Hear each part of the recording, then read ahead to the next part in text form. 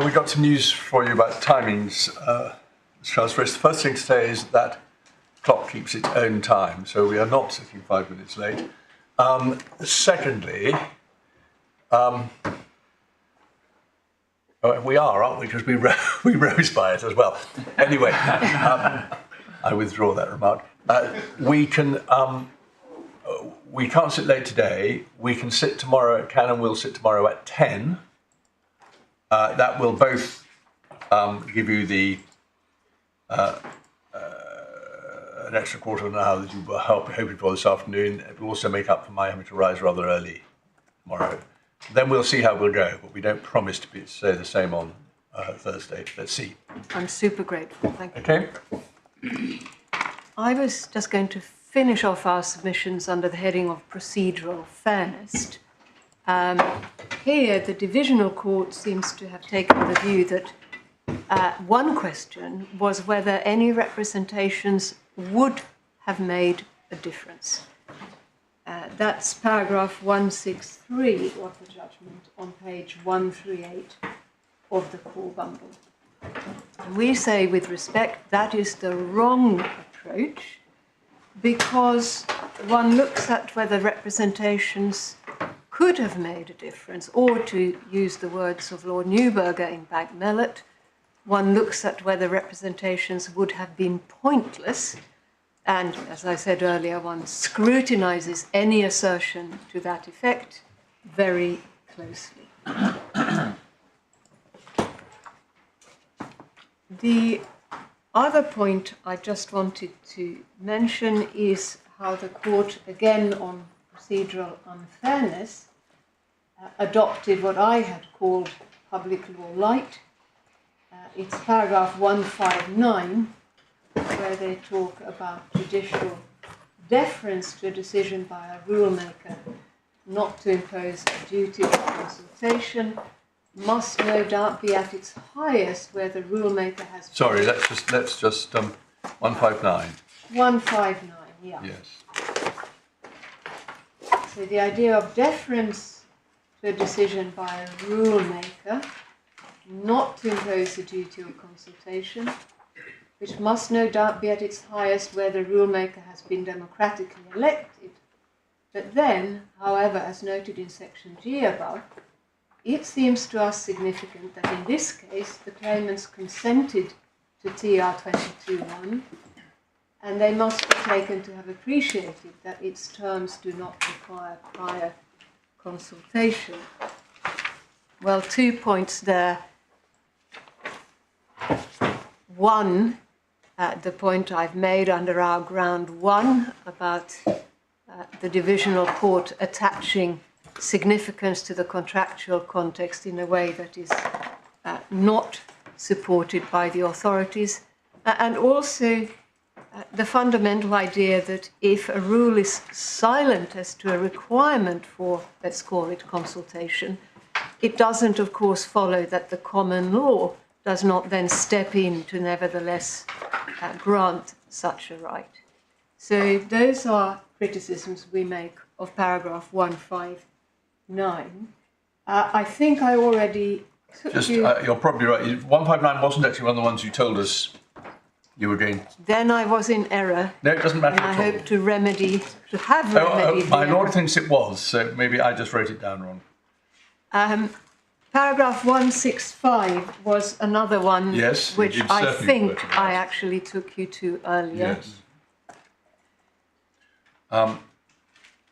Yes.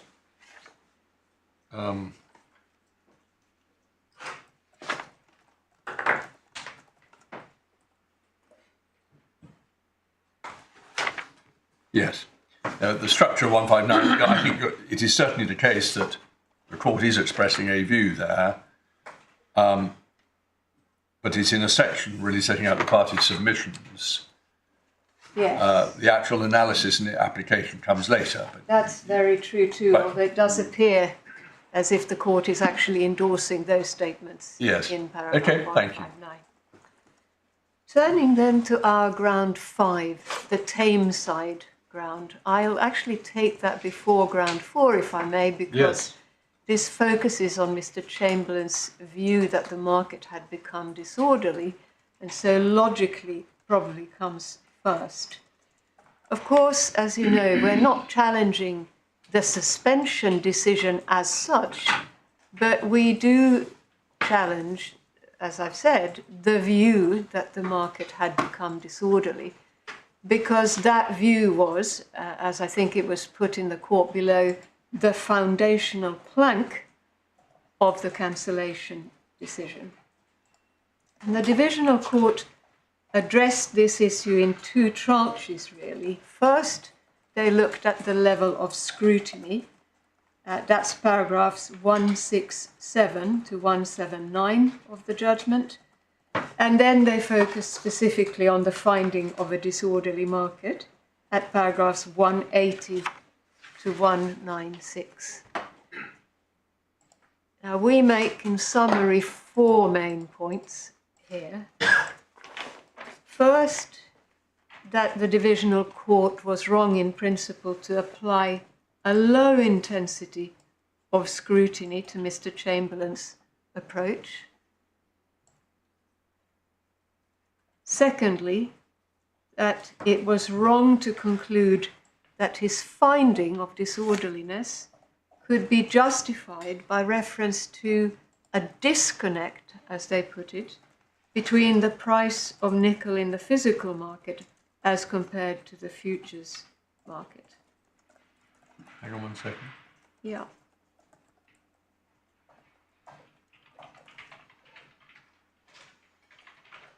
And I should perhaps have said in relation to our first point about low intensity of scrutiny, that the court, we say, was wrong to say low intensity of scrutiny or lower than would otherwise have applied because of the appellant's consent to the rules. It's the contractual context point again. And the third main point under this heading is that the court was wrong to conclude that Mr. Chamberlain was entitled to find that the market had become disorderly without making efforts to investigate what the causes of that alleged disorder might be. And fourth, the court was wrong to attach no significance to the fact that Mr. Chamberlain failed to make any inquiries of the LME's own trading operations team, whose role it actually was to monitor the market and control volatility through the operation of price bands.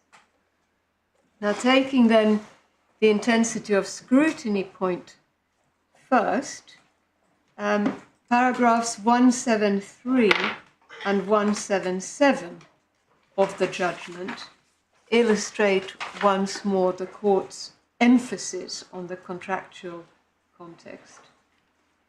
So you might just want to glance again at paragraphs 173 and 177.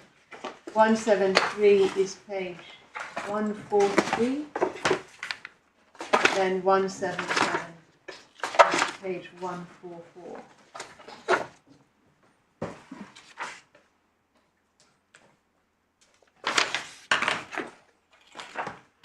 So at 173, there's a reference to the case of SC and the importance of the separation of powers. And then they say, as we have already said in the context of procedural unfairness, the LME and LME Clear are not elected bodies, but it seems to us significant that the claimants consented to subject themselves to their decision-making by contracting on terms providing for the LME rules. And then at 177, sixth, they say the margin properly to be allowed for the discretion of the decision maker must once again reflect the specialist technical context and the fact of the claimant's express informed consent to the LME's role as decision maker. In that paragraph, if they had stopped after the first half of that sentence, yes, technical context, yes, would you have any complaint? I don't think I could. So it's the last bit. Yes, I understand. It's the last bit, and the idea that although one may be an area, well, we are in an area which is essentially whether it's irrational for the decision maker to investigate or not investigate as he or she does. One accepts that there's a margin inherent in that, but the problem in our submission is that the divisional court here attached extra importance to and sort of increased the margin by reference to the contractual context. That is what is wrong, we say. And by way of counterweight, in any event, to that approach, we would just remind the court of one thing that was said in the Balgiagari case, where the Tameside duty was specifically addressed. And if I could briefly ask you to turn that up, that is Supplementary Authorities Bundles. It's tab 43, which you should have in volume 4.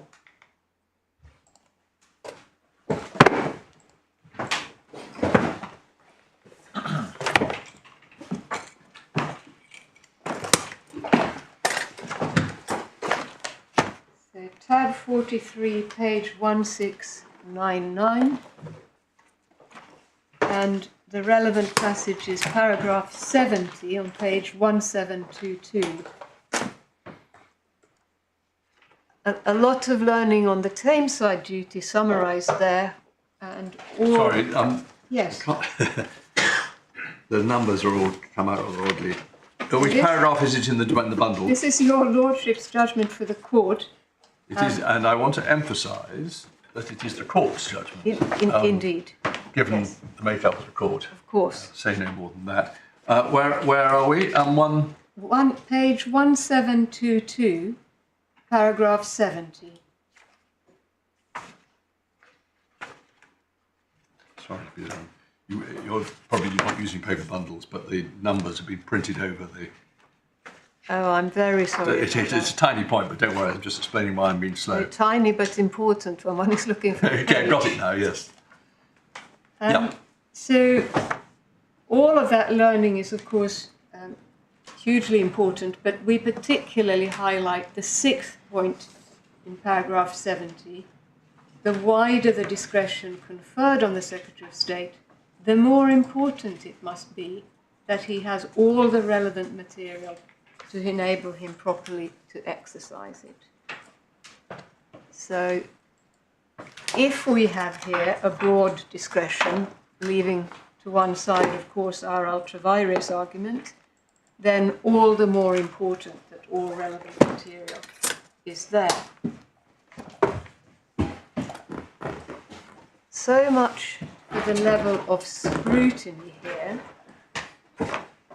The next topic then is what I think one could describe as the sort of get out of jail card that the divisional court fastened on in relation to this whole business of the finding of a disorderly market. And what I mean by that is the repeated references to the importance of a disconnect between the price in the physical nickel market and the price on the derivatives market. And the tenor of the divisional court's judgment is, well, so long as Mr. Chamberlain knew that there was such a disconnect and that there was no rational cause for it, I'm paraphrasing now, he was entitled to find a disorderly market. But the reality is that Mr. Chamberlain had absolutely no evidence as to what the physical market price was. So he could not rationally conclude that on that basis the market had become disorderly. He doesn't know what the difference between the two prices is, if any. Well, then he doesn't get off the starting blocks with that.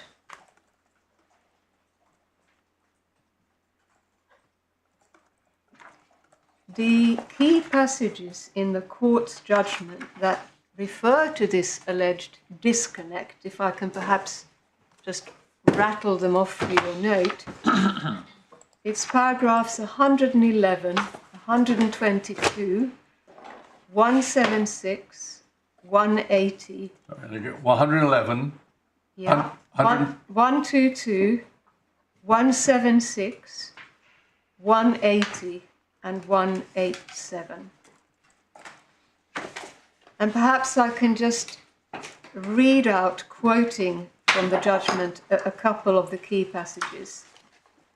Paragraph 122, where the court referred to how Mr. Chamberlain's approach to disorderliness involved assessing, and I quote, in essence, whether there was a disconnect between the 3 months nickel price and the value of physical nickel. And it goes on, which could not be explained by any relevant macroeconomic, geopolitical, or other factors relevant to the market for the underlying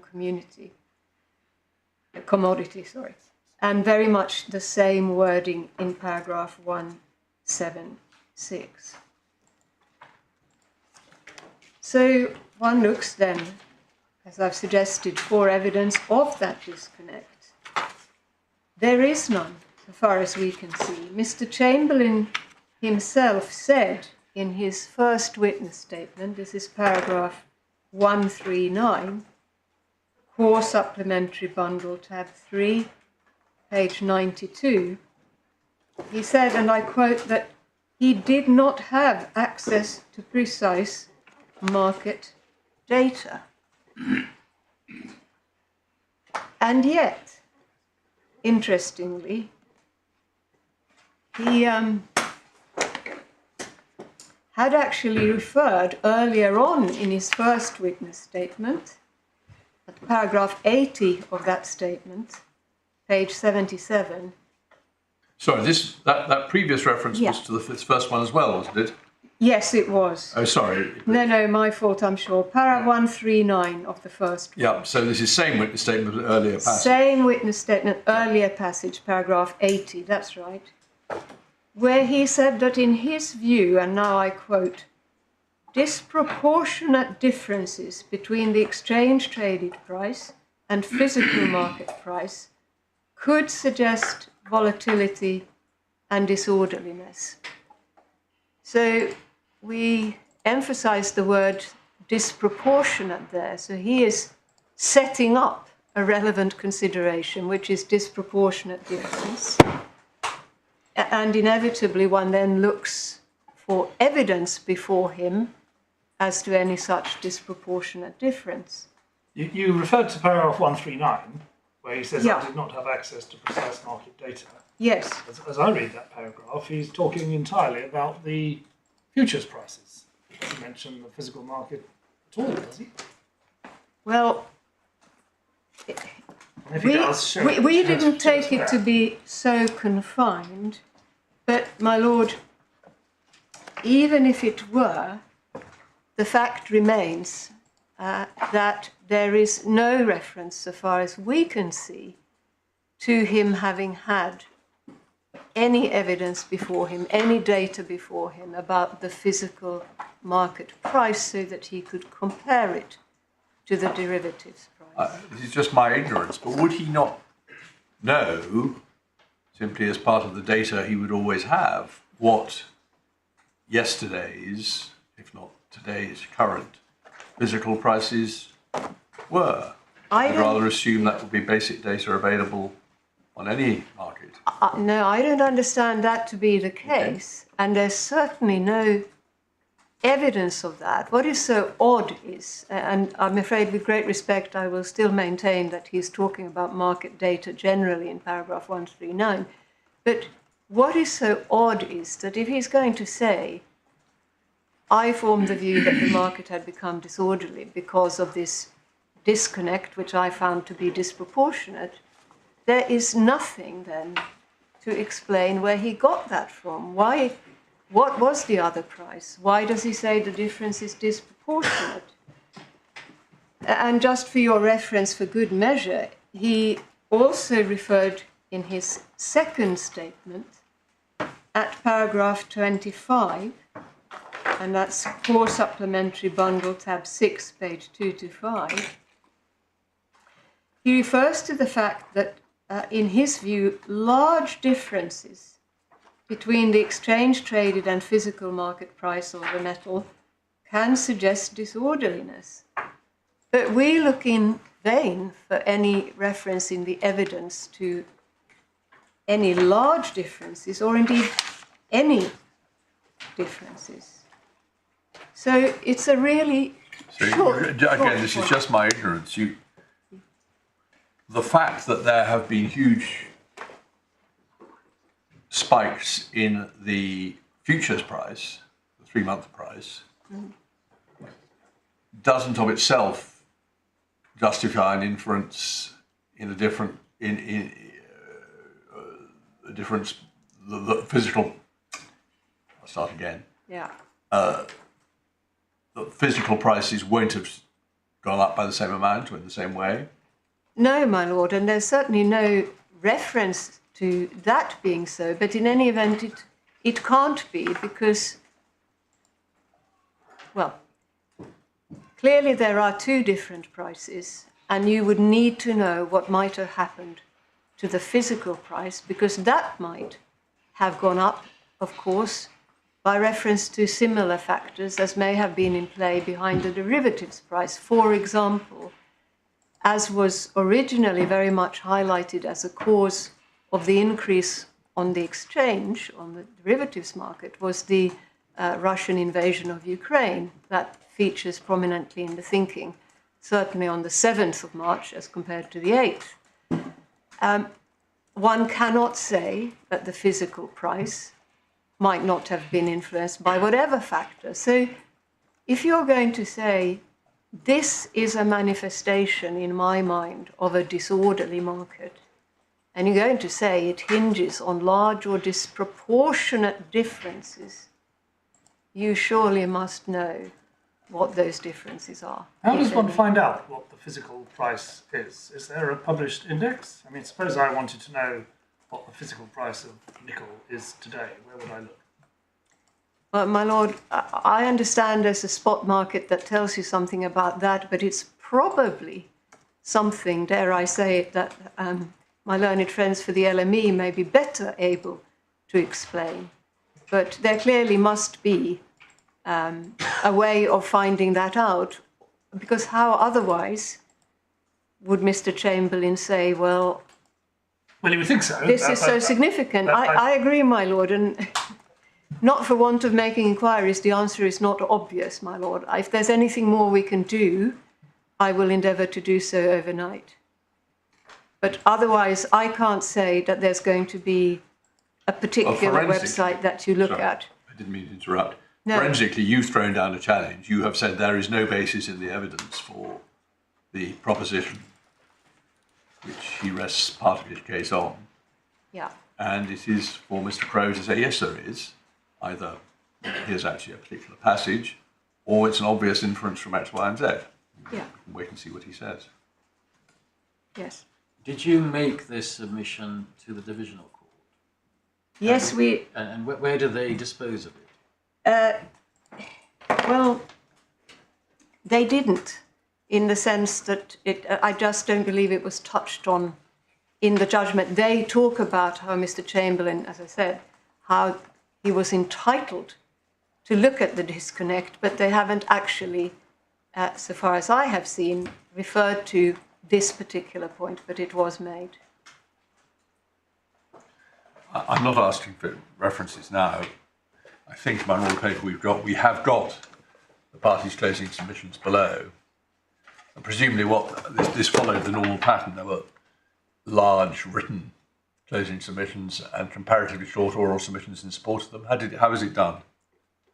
Well, I mean, it was just skeleton arguments of voluminous pleadings, of course. As I see. No written closing. I suppose after a 3-day here, I wasn't thinking. Yeah, it was in that sense an ordinary judicial review. With yes, of course. Skeletons and submissions.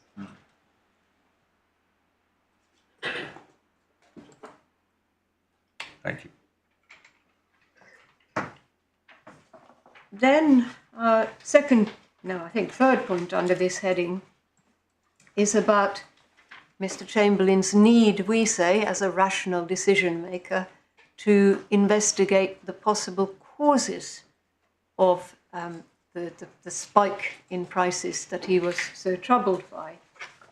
And I hasten to add here that this is not us relying on our expert Mr. Dodsworth's analysis, not because we think it's wrong, we think it's right, but the point is that we don't need to rely on that analysis, so we don't, but I thought I should make that clear. We rely really on the logic of Mr. Chamberlain's own position, which was that it was important to see whether there were any rational causes for the spike in prices that he was concerned about. And we say, well, if you're going to rule out rational causes, as he did, then logically you really have to try and identify what the causes might be, because if you don't know what they are, how can you rule out that they're rational? Now, of course, I'm not saying or suggesting that he could or should have carried out a complete, full investigation in the way that the independent consultants Oliver Wyman did, as you may have seen, it's mentioned in the judgment. They reported some months later. Well, of course not. But we do make the point that he couldn't adopt the approach that he did, which was to say, well, it wasn't necessary for me to look into it. He said at paragraph 140 of his first witness statement, that's Core Supplementary Bundle, tab 3, page 92, that in his assessment it was not necessary to know the precise cause to identify the fact that the market had become disorderly. He said his determination was a judgment based on, and I quote, his understanding and experience of the operation of the exchange, the LME's markets, and the specific market behavior. Well, that last bit was what the divisional court referred to as the elephant test. You know it when you see it, and then they describe Mr. Chamberlain as being a kind of zoologist, so therefore much more readily able to recognize an elephant when he saw it. But we say, allowing for any amount of knowledge of the particular market or whatever, it behoved Mr. Chamberlain as a rational decision maker to be able to articulate why the test he set for himself was satisfied, i.e. why were there not rational causes? How could he know that? And we say with respect, it really wasn't good enough to just say, well, I know an elephant when I see it, because that was, as I said, the other point he made. Well, the divisional court addressed these criticisms really in paragraphs 187 to 190 of the judgment. And we say with great respect, those points don't really stack up as answers to our submissions. They say at paragraph 187 that our criticism fundamentally depended on Mr. Dodsworth's definition of orderliness. Well, as I hope I've made clear, our criticism didn't depend on that, but just on the basic logic of what Mr. Chamberlain had set up for himself as a test. And there's a particular point around the so-called short squeeze. As you may have seen, at the end of the day, the Oliver Wyman report found, and everyone now seems to agree, that what really lay behind the price volatility on that day in the derivatives market was a short squeeze involving a particular firm, Chinese tycoon Singh and some others, and their position. Everyone seems to agree that. I thought the findings of the tribunal were that was an oversimple findings of the original court. That was an oversimple explanation. Well, I was going to say it's Singh and various others as well. So, yes. But I think everyone agrees that was essentially the problem, short squeeze, involving positions not just on the exchange, but also on the Yes. on the non-exchange over-the-counter market. And so an obvious question presents itself. Well, could and should Mr. Chamberlain have looked into this and worked out that maybe there was such a cause? And if so, what view would he have then taken as to whether the market was orderly or not? Because he... Well, wouldn't a short squeeze, a severe short squeeze, as this clearly was given the spike, in itself make the market disorderly? Well, this is the thing. Mr. Chamberlain accepts, he says this in his second witness statement at paragraph 29, that a short squeeze may or may not render the market disorderly. And he says each situation should be considered based on the specific circumstances. That's paragraph 29, as I say, of his second statement, core supplementary bundle, tab 6. Sorry, second statement. Yes. Para 29, Yeah, yeah, core supplementary bundle, tab 6, yeah, page 226. yeah, okay, thank you. So he's acknowledging that if a short squeeze is behind it, the market may still be disorderly. It depends, is what he is saying. You need to look at the specific circumstances. And he then asserts that in his view, if he had known that a short squeeze was behind it, then the market would still have been disorderly. But our point is that on his own approach, he would have needed to assess the particular circumstances of the short squeeze to say whether in fact it was an orderly market or not. But he couldn't do that because So, he what didn't sort of- investigate that aspect. What sort of particular circumstances of the short squeeze? As I understand it, a short squeeze is, as it were, a market phenomenon when prices begin to go up very fast and holders of short positions effectively accelerate the effect. Yes. So the mechanism doesn't need my explanation. The circumstances are that it's happening so quickly. It's a really bad short squeeze. Is that not what he means? I don't know, but seems to me my limited market knowledge.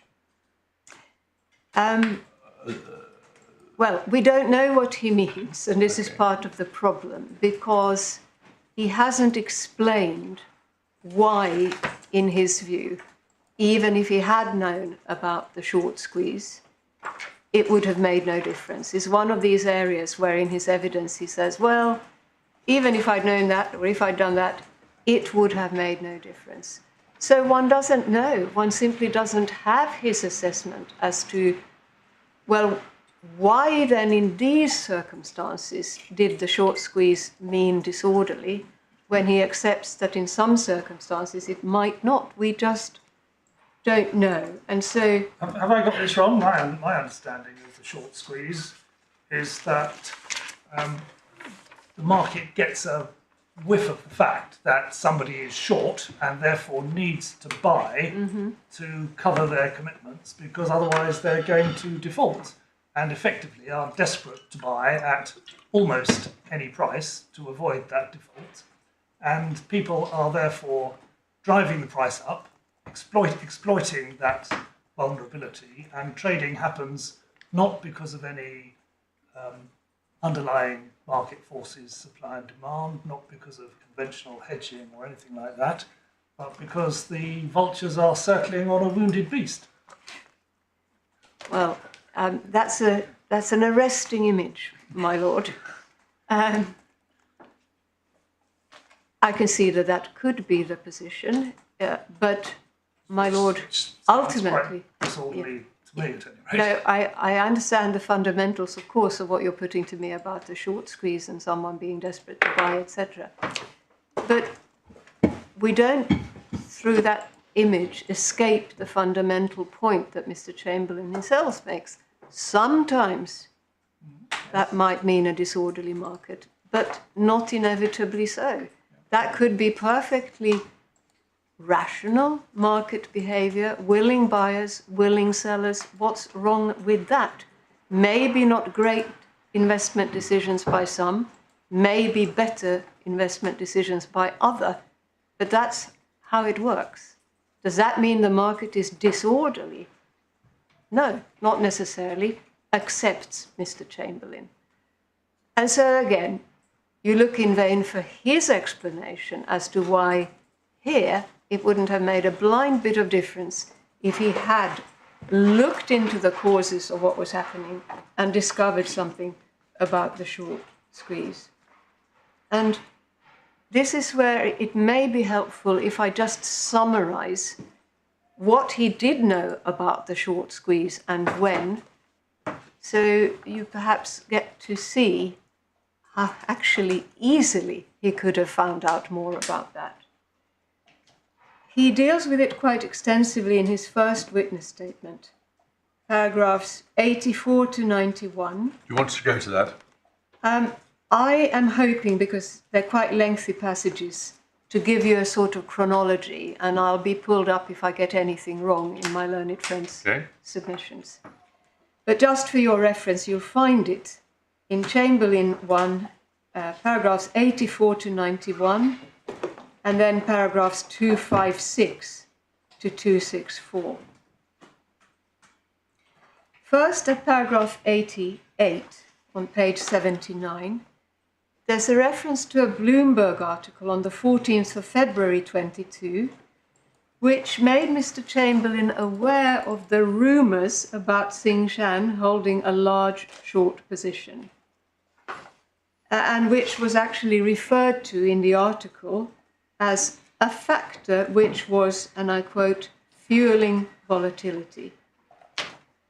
And so significant was this article apparently thought to be that we are told it was circulated within the LME by the LME chair in the morning the next day, 15th of February.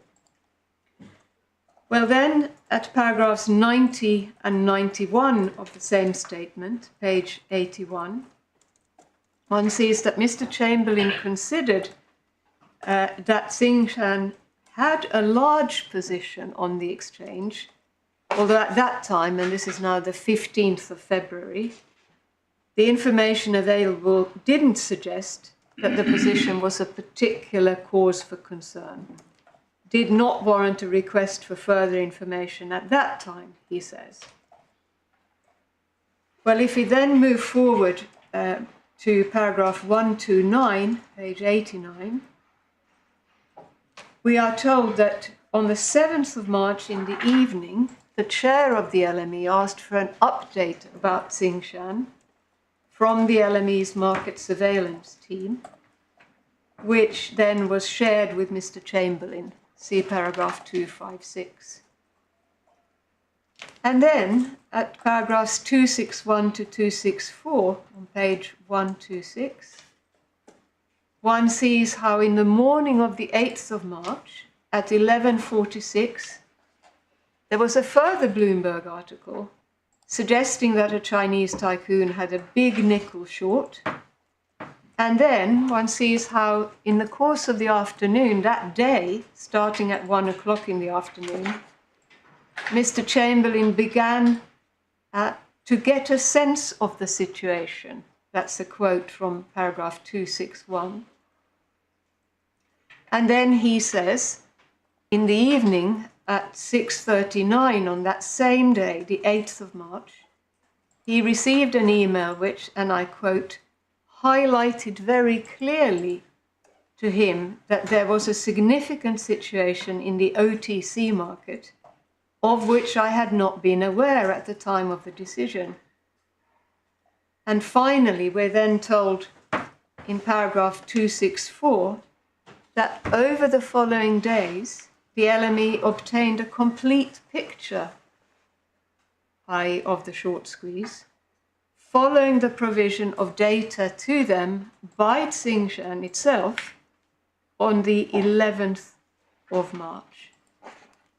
all of this, we say, clearly indicates that had Mr. Chamberlain made it his business to investigate what lay behind the price volatility that troubled him, and to have looked into the obvious possibility that it might be something like this kind of short squeeze, well, then he would have been able to find out much relevant information in a short time.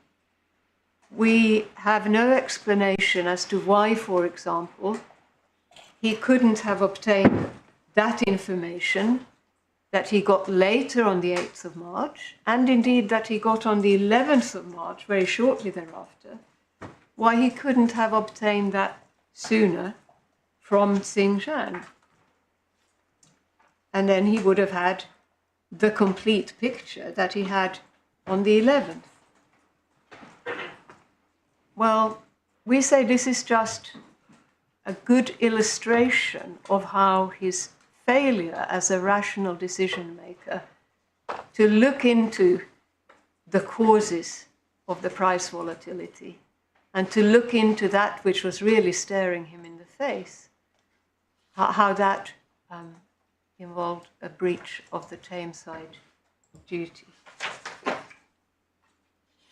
A rational decision maker in his position surely would have looked into those matters. And then he would have been in that position to assess whether, in fact, the short squeeze indicated an orderly or a disorderly market.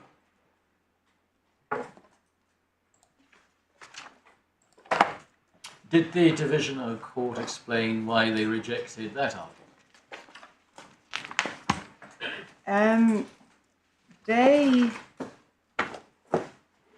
Yes, they said at paragraph 189 of the judgment that it would have been possible in the limited time available for Mr. Chamberlain to find out something about the short squeeze. That was said to be possible on the basis of the press reports, but then didn't really take that further. I think they said that that wouldn't have been very satisfactory. Sorry, paragraph 189. I'm sorry, I may have said 146. I meant 189. Yes, I was looking at that. Yeah. And they explained at 190 why the true position was much more complex in their view. Yes, yes.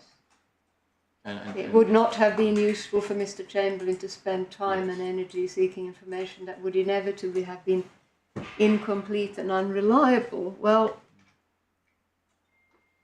we say, well, actually, it would have put him in a position to make a rational decision as to orderliness. Granted that, as I said many minutes ago, of course one accepts they couldn't have carried out a sort of Oliver Wyman investigation.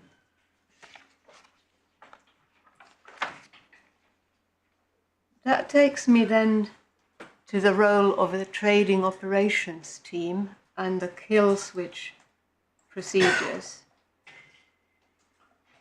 The short but important point we make is that here we have a policy that specifically provides for trading to be halted in certain circumstances for the purpose of maintaining an orderly market. And as we'll see in a moment from the procedure, it makes it clear in our submission that the trading operations team have a role of monitoring the market for disorderliness, and in carrying out that role, they take into account must take into account certain factors.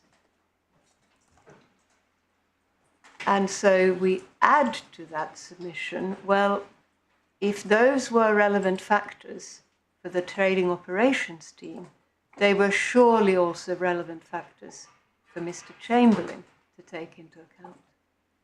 And yet, the evidence indicates that although he knew this policy existed, he did not have regard to it in taking the decision, and he did not approach the question of orderliness in accordance with this policy.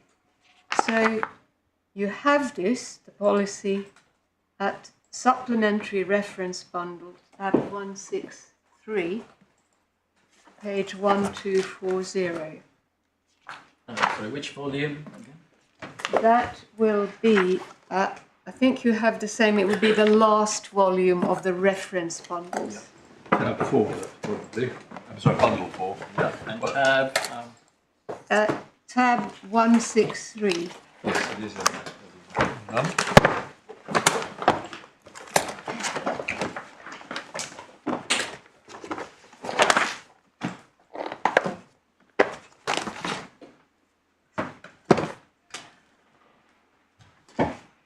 So if we go first to the objective at page 1242, that's paragraph 1.2.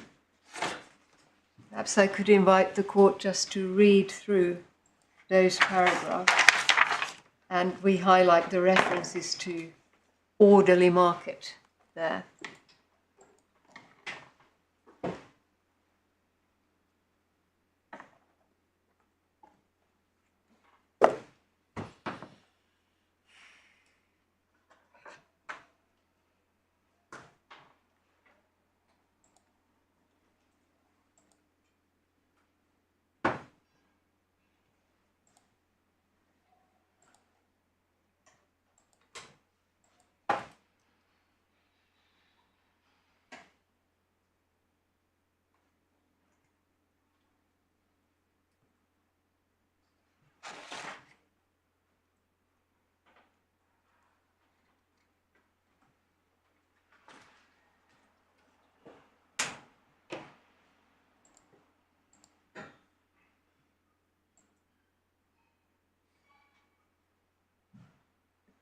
Yes.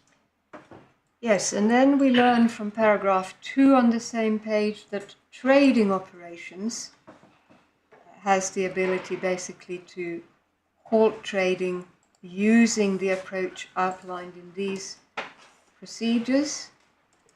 And if we move on to para 2.1 on that page, the kill switch procedures will usually be invoked only where a situation has developed, appears to be developing, or is likely to develop, which may give rise to a disorderly market or some other kind of market disruption.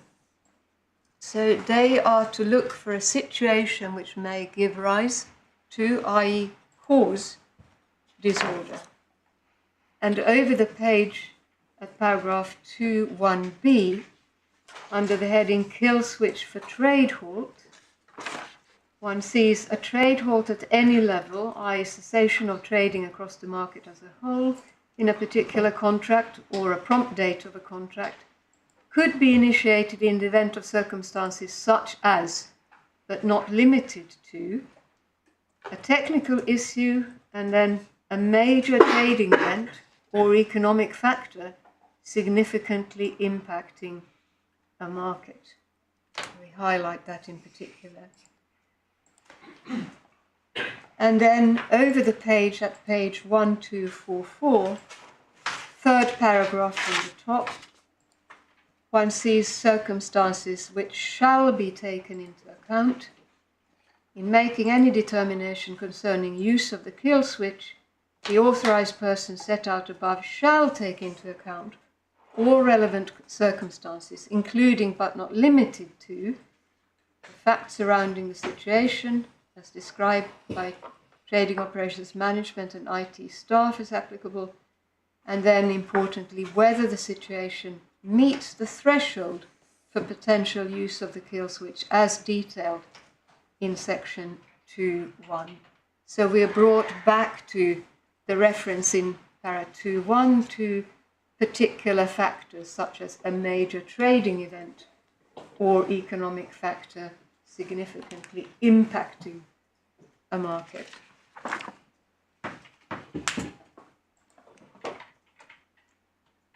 Well, we say if those are matters that it's relevant for the trading operations team to consider, then they were surely also relevant for Mr. Chamberlain to consider.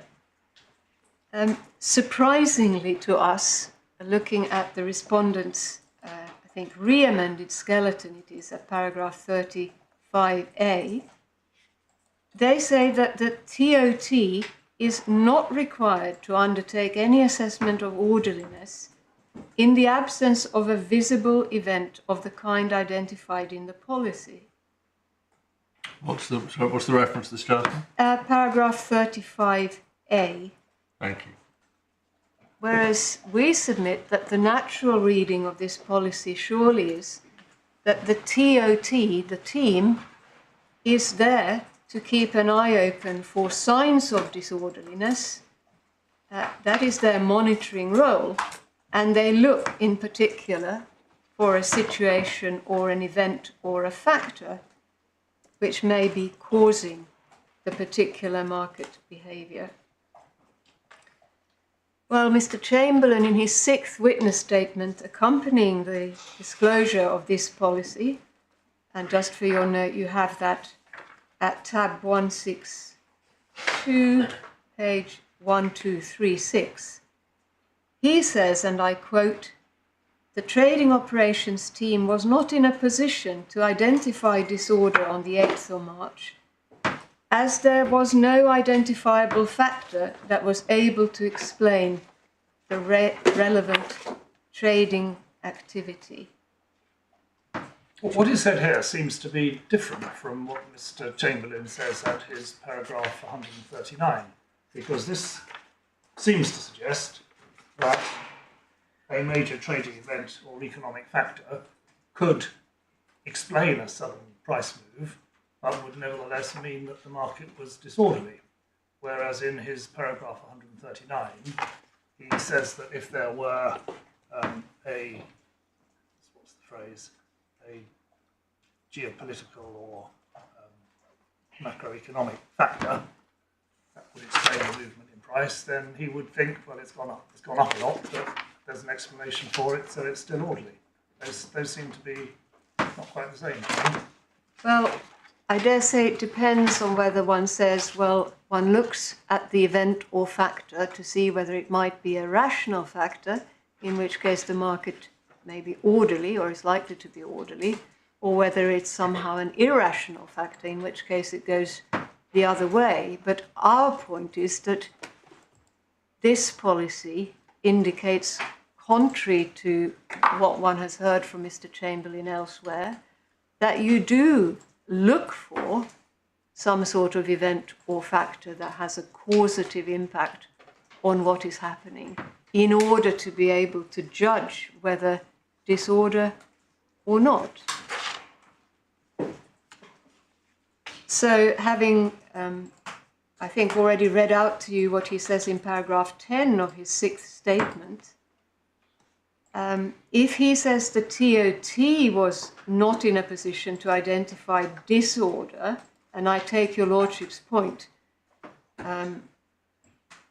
he seems here to be approaching on the basis that a factor would have indicated disorder. But at any rate, we say, well, if the team wasn't in a position to judge either way without some identified factor, then how could he? So the policy very much supports our submission, we say, that he did need to look into causes, factors, events, to decide which way they went. He has offered no explanation as to why these factors, relevant for his own trading operations team, were not relevant for him. In fact, as I say, it appears that he had no regard to this policy at all when he took his decision. And plainly, it seems, did not consult with the TOT as to their view. And that, of course, is also relevant in relation to price bands, which I know you have in mind is one of our arguments, and I'll take it very briefly. The court, the divisional court, explains the basics of price bands at paragraphs 194 to 195 of the judgment. And one sees the reference there to how they're not intended to prevent market participants from trading outside the bands if that is their genuine intention.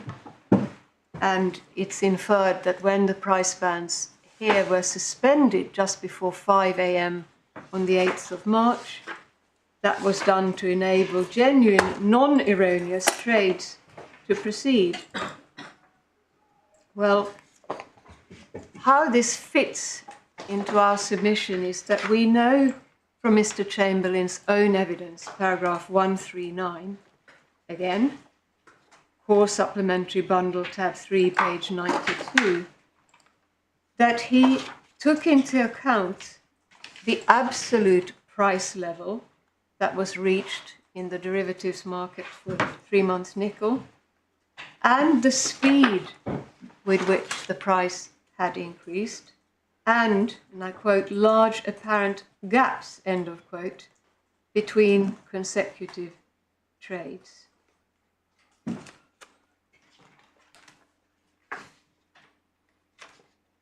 And as is shown in particular, well, one sees it perhaps most easily from the appendix to Mr. Dodsworth's report, and I don't think this particular bit is disputed, one sees that the price went up particularly steeply just after 5 a.m. when we know that the price bands have been suspended. Now, you have Mr. Dodsworth's report at tab 10 of the Core Supplementary Bundle, starting at page 266,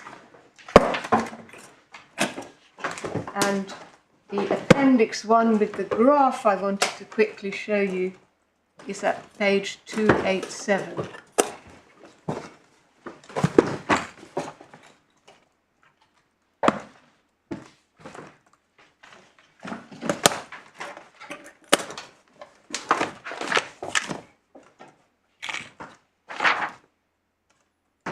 It's just the same one that's reproduced in the skeleton argument.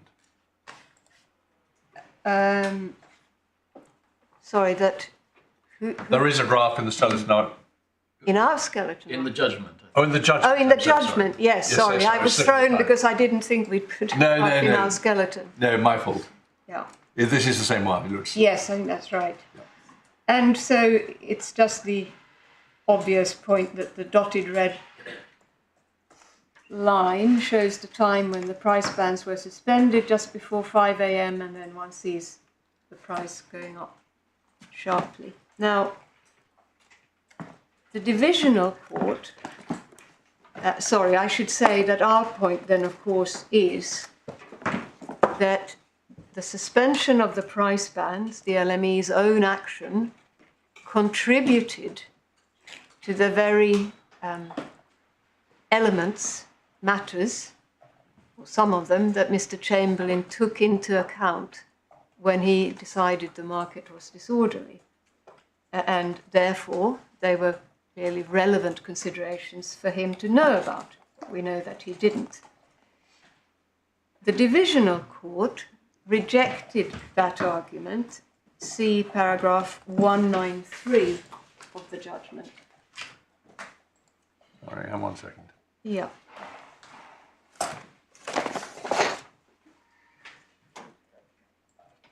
Sorry, 193. 193. And they say, we agree that it seems odd that Mr. Chamberlain doesn't appear to have learnt that the TOT had suspended the price bands at any time before the cancellation decision. We would have thought this would be the kind of information the CEO would like to have, if only as an indicator of the way the market was behaving.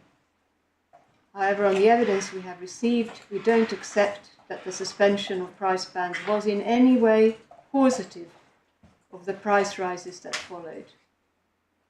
On the contrary, our understanding is that the suspension was caused by the fact that the price was rising, not the other way around. Well, We say simply, leaving to one side that here they were actually disagreeing with Oliver Wyman's report, although they had otherwise described that as the most authoritative guide to relevant events.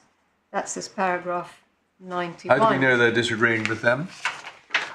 They are disagreeing with it because the report makes the point that the price bands did not control price volatility during the events. The idea is that, so far as Oliver Wyman were concerned, the price was affected by the actions of the TOT. You're probably right. You know all this much better than me, but what you've just said doesn't seem to me to show that's what Oliver Wyman was saying. Well, certainly, let's just say the divisional court seems to have understood that that is what they were saying.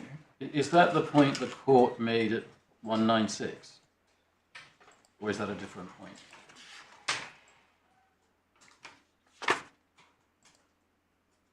Yes, so I think that's the point they're making. Yes, I see it. You know, you're At 196, yes. So absolutely, it is para 196. Yes, so thank you. here they're departing from the views of the authors of the report, quite right? yeah, but they explain why. Yes. But sorry, it's my fault probably for picking No. you up on that, because I just hadn't remembered that. No, not at all. But I think that was all really prefatory to something else you can say. You said quite apart from the fact they disagree with OW, and then you never said what you were going to say, because I got No, it not at all. What were you going to say? I was going to say that it doesn't meet our point, because our point is not about absolute price rises. Our point is about the speed and increments in which the price rose, because those were matters that were included in the considerations that Mr. Chamberlain said he took into account. And he accepts, in fact, and I'll give you the references I may, he accepts in his subsequent evidence that those matters could have been affected by the suspension of the price bands. That's Chamberlain 2, paragraphs 36 and 37, Core Supplementary Bundle, tab 6, page 228, and then Chamberlain 4, his fourth statement, at paragraph 21b and c, Core Supplementary Bundle, tab 8, page 252. And I think the other point I perhaps half made was just about the divisional court's approach, that they chose to disagree with Oliver Wyman here, but elsewhere in paragraph 91, they had said that the report was the most authoritative guide to relevant events. In case you wanted a reference to the Oliver Wyman report, there are relevant extracts of that at tab 20 of the Core Supplementary Bundle, page 336. But as I hope I've made clear, it's not really about agreeing or disagreeing with the Oliver Wyman report. It's actually, with respect, the divisional court missing the point about speed and gapping in the increase of price. And that is where Mr. Chamberlain, as a rational decision maker, should have made it his business to know what was going on with the TOT, and then he would have known about the suspension of the price bands.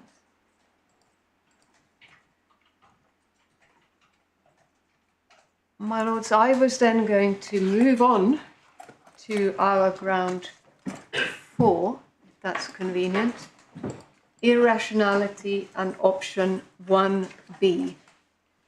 So this is now really homing in on the decision to cancel the 8th of March trades. And there are really two main points here, with some subpoints. But the first main point, is that Mr. Chamberlain's decision was highly influenced by one might think turned on, but certainly highly influenced by the false notion, we say. But the false notion. The false notion Yep.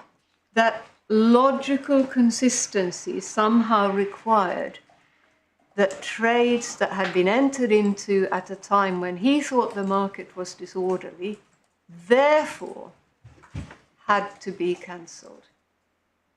That is a picture that emerges very strongly from the evidence, that he had the idea, we'll come to that bit in the evidence, these trades didn't make sense, they should be cancelled. But that simply does not follow, as he also then accepted. But I'm getting ahead of myself. That's a key point. He was influenced by an irrelevant, false consideration, if you like. And then the second... The logical inconsistency which he saw was partly what you just said. Yes. But it was also linked to the question of Yes. margin, which I know you're coming on to. Yes. Because I understood his thinking to be that it is illogical to leave the trades in being, but not calculate margin by reference to them. The point we touched on earlier, which you're about to explain. That's the second aspect of his reasoning, where we say he again proceeded on a false basis, and I agree. That's another aspect in his mind of what logical consistency required, but not so, we say. I agree, there are two variations on that theme. So I've got lost with your structure. You said two main points. Yeah. One was the one you've just been into, and then... The second is that the rejection of option 1B, which, as you know, would have allowed the trades to stand while calling margin at a lower price, the rejection of that option was based on flawed and irrational reasons, as I will explain. So taking the first main point, one aspect of logical consistency, as Mr. Chamberlain saw it, one sees how important that point was in his reasoning, particularly from paragraphs 199, 214 and 217 of his witness statement. And perhaps I can just kick off, in fact, with 195, just to show you that, and which then leads us to 198 and 199. So tab 3 of the core supplementary bundle, starting at page 108.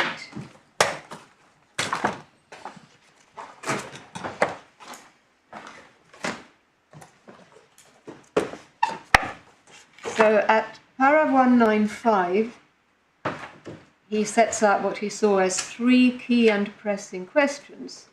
A, what should happen to deliveries? B, what was the price against which LME Clear should set the intraday margin requirements? And C, what action should be taken in relation to trades that had taken place prior to the suspension on the 8th of March? So it's obviously the questions at B and C that particularly concern us. And then at paragraph 198, the third question, in respect to which I was the decision maker, was also interconnected with the suspension, since the question was whether and to what extent to allow trades that had taken place prior to the suspension to stand in circumstances where I had concluded that the market had become disorderly. And then at paragraph 199, on page 109, if you go to the end of that paragraph, 4 lines from the bottom. Secondly, I strongly believe that the answers to the second and third questions had to be logically consistent. And then this is the key point for present purposes, given that both questions engage considerations as to the representativeness of the trading that took place on the 8th of March, given that I had concluded that the market was disorderly. And then if we move on to paragraph 214 on page 114. Here he says, it was very obvious option 1A would not avoid the serious and immediate systemic risk posed by the disorderly market which had led to the suspension of the nickel market in the first place. That was clear in my mind and others agreed. So that was, of course, the option of allowing the trades to stand, but then margining at the prices at which they had been made. But then this key point for our present purposes, in addition, option 1A would mean I would be allowing the trades that had taken place that morning to proceed in the normal way, as they would in orderly market conditions, in circumstances where I had just suspended the nickel market, on the grounds I had concluded the market had become disorderly in the particular circumstances I've described above. I did not consider this to be a viable option. So again, that theme of, well, I had found the market was disorderly, the trades were entered into at that time, and so really they shouldn't stand. Well, if that were right, we say, it would really mean that any time when the market is suspended on the ground that it's become disorderly, you would say, well, hold on a second. Here are some trades that were entered into before we managed to suspend the market. And because we think really that we weren't so quick off the mark and the market was disorderly prior to the suspension, we should cancel those trades. But that just isn't how a power to cancel has been understood, is understood, and I don't think it's being suggested by the respondents that that is the case. In fact, Mr. Chamberlain himself recognized in his later evidence that it wasn't that there was an obligation on him somehow to cancel trades just because they had been entered into in a disorderly market. Well, having recognized that, we don't see with respect how he can justify that he did proceed on the basis, as the evidence shows, that disorderly market means cancel trades. Do you have a reference to where he recognises that? Yes, it's his second witness statement, paragraph 49, core supplementary bundle, tab 6, page 232. Thank you. And similarly, his fourth witness statement, paragraph 39b, that's core supplementary bundle, tab 8, page 258. The passage which you're challenging is the second half and apparently secondary to the main point that he makes in paragraph 214, that option 1A, which he says very obviously wouldn't avoid the serious and immediate systemic risk. If you don't challenge that, does challenging the in addition point get you anywhere? But in any way, of course, you're not actually challenging the 1A decision, or are you?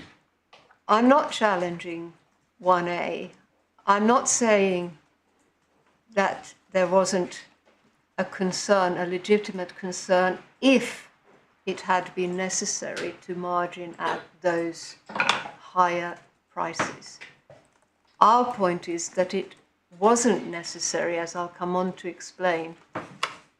But we, in answer to your Lordship's point just now, we are entitled to challenge Mr. Chamberlain's decision on the basis that it took into account irrelevant matters or factors and was invalidated on that basis. The fact that there may have been other factors that were not irrelevant or inappropriate or improper does not affect that point. It's the sort of ex parte shell point.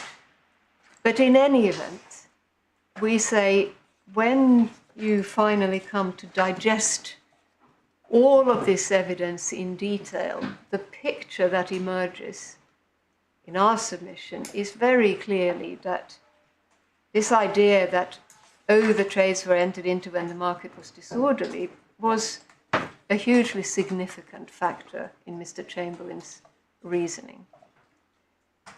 And we also need to add in here paragraph 217 of his first witness statement, tab 3, page 114, where he says, in addition to the reasons expressed by individuals from LME Clear, as explained above in relation to option 1A, I had already been reflecting on the fact that the trades on 8th of March had taken place in circumstances where I had concluded the market was disorderly, and so the prices at which those trades were done were not meaningful. We discussed this on the call, and others agreed with my view. In particular, views were expressed by several people, can't recall precisely by whom, that option 1B should be rejected because it would be logically inconsistent, that's the other type of logical inconsistency, to allow trades to enter into at, for example, $100,000 per ton to stand, thereby tacitly recognizing those trades as being valid market transactions in circumstances where the LME had just decided to suspend the market on the grounds of disorderliness, and LME Clear would not be margining against them in the usual way, but instead proposed to take the market back to the Monday closing price for margining purposes for the same reason. I agree with this view.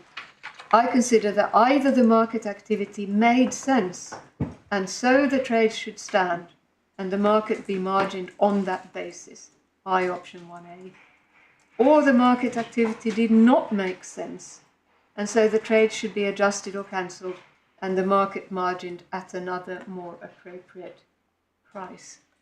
Well, of course, there are a number of factors in play there, but very clearly the theme of trades entered into in disorderly market, they did not make sense, and so should be cancelled. But that's not a legitimate approach. Never mind RTS 7, it's not a legitimate approach under Regulation 22.1 or on any view. There's no basis at all for saying the trades were somehow invalid. There's nothing wrong with the trades. They weren't erroneous or anything of the sort. Willing buyers, willing sellers.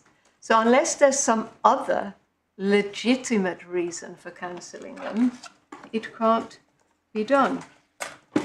Now, as I've said, Mr. Chamberlain has made the point in his subsequent evidence, well, I'm not saying that you always have to cancel trades if they were entered into in a disorderly market. But then why did he think that that was the position on this occasion? What was it about these trades? If you just take at face value his reference to when they were entered into, why did that then matter? That is not explained. There was no application to cross-examine Mr. Chamberlain, was there? No, there wasn't. We say, my lord, that it is clear on the evidence that he has given without challenging it in any way, it is clear what factors he took into account, and that he did take into account illegitimate ones. And can I also make good a point I think I referred to briefly earlier, which was that there seems to have been a sort of preconceived idea that, well, cancelling the trades was the only route forward. Paragraph 220 in tab 3 of Core Supplementary Bundle, page 115.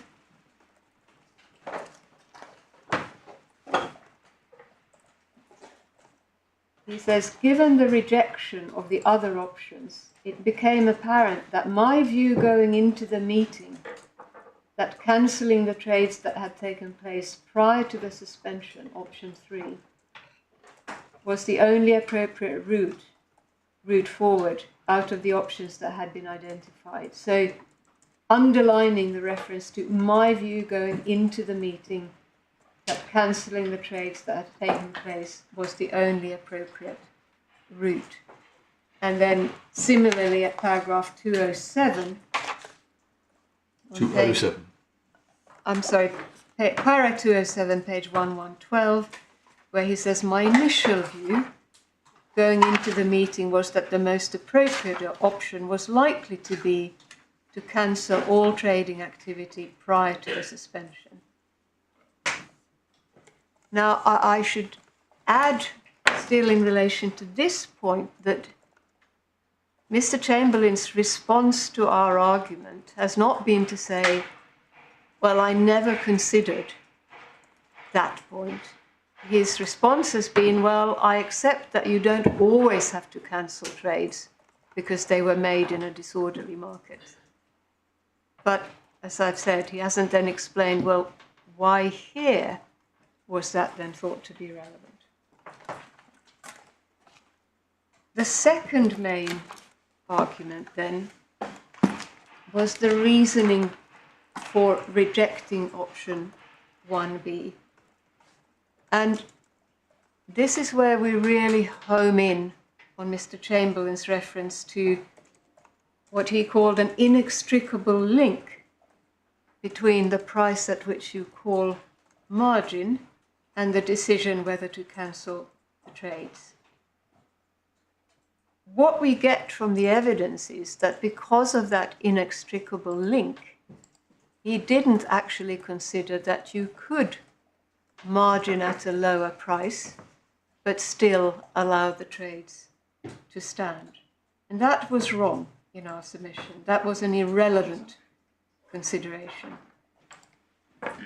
Sorry, you say he didn't consider it. Are you saying he didn't consider it at all, or he did consider it but reached a wrong conclusion about it? Because I thought he identifies it as option 1B and they discussed it and decided it wouldn't do. He did, but it is clear from his own evidence that in doing so, he proceeded on the basis that there would be a logical inconsistency between, on the one hand, keeping the trades alive, not cancelling them, and margining at a lower price. He actually... So he did consider it, but in rejected a flawed and irrational way. Rejected it for the wrong reasons. Yeah, so we accept everything he says. It's just that what he says shows that he took into account irrelevant considerations.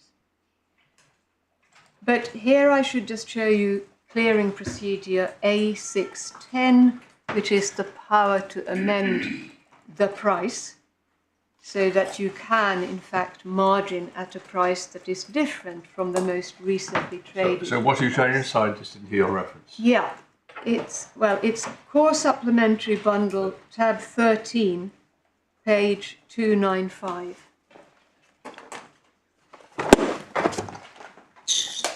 So this is LME Clear's rules, page 295.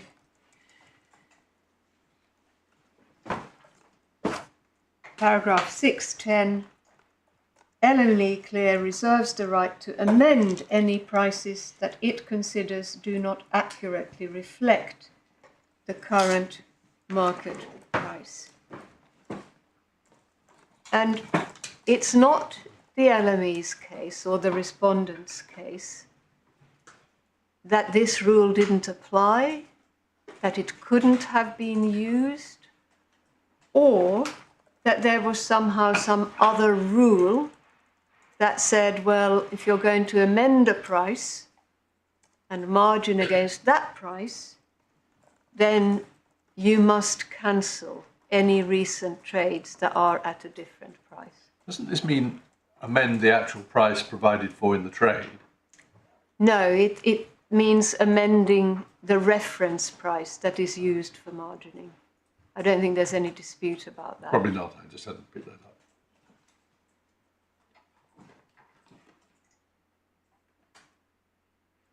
So that's the position on the rules. But we then say, notwithstanding that, what is clear from Mr. Chamberlain's evidence is that he nevertheless thought, well, there is this inextricable link between the price at which you margin and allowing the trades to stand. And he thought the two had to go hand in hand. But that is not the case on the rules. So effectively, he thought he could use the TR22(1) power so as to enable lower margin to be called. I think he accepted, well, we know that margin was set at the lower 7th of March price, but only on the basis that the trades were cancelled. And I know you have our fundamental point is, well, if the LME or LME Clear thought that the 7th of March price was a proper price against which to margin, and they did margin against it on the 8th of March, well, then that is the price. And it's nothing to do with it whether the trades are then allowed to stand or not. And one can't use the TR22(1) power to cancel trades to somehow enable margining at a lower price. This is where we say the TR22(1) power was used for the improper purpose of enabling margin to be set at a certain level. And it's important that margin wasn't just set on the 8th of March at the 7th of March lower prices. It was maintained at that level, i.e. no additional margin was called until the market then opened again on the 16th of March. So you have 8 days of margin being maintained by reference to that lower price. Evidently, therefore, thought to be a proper proxy for the real price, because otherwise they would have had to call margin at a different price, but they didn't. Anyhow, to make good our submission about Mr. Chamberlain's thinking, I would refer again to paragraph 199 that we looked at earlier, probably no need to turn it up, 199 of his first witness statement, Core Supplementary Bundle, tab 3, page 109. This is where he says, I strongly believed that the answers to the second and third questions, i.e. margining and what to do with the trades, had to be logically consistent. So if the trade stood, he thought, it seems, then margin would have had to be called at the price of those trades. He wrongly thought. And then also paragraph 206 shows that false premise in action. That's page 112. He says, trades at these price levels, which I strongly believed had only come about due to the disorderly market conditions on the morning of the 8th of March, if allowed to stand, posed an immediate and serious systemic risk to the market, i.e. equating, if the trades are allowed to stand, with margin being set at the price of those trades. That was wrong.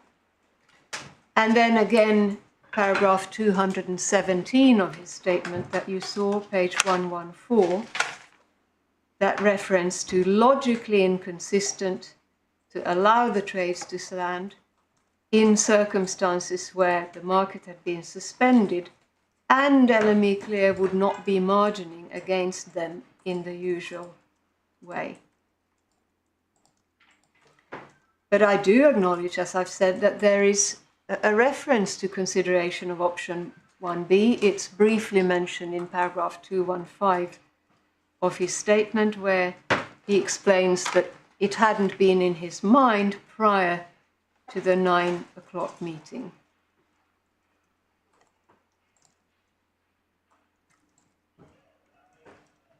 But summing it up, option 1B considered, yes, but rejected for illogical and irrational reasons about logical consistency and because the trades did not make sense.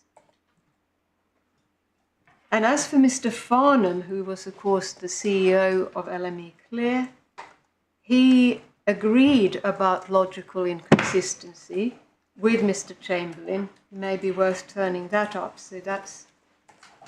Sorry, 216 doesn't talk about logical 216. mismatch. Sorry, 215 and 217? No, I know, but your 216 is actually where he says he's rejecting the 1B, why his reasons for rejecting option 1B. Am I not right? So he 215 and 216 are effectively a pair. Yeah. 217 gives an additional reason. But 215 and 216 are talking about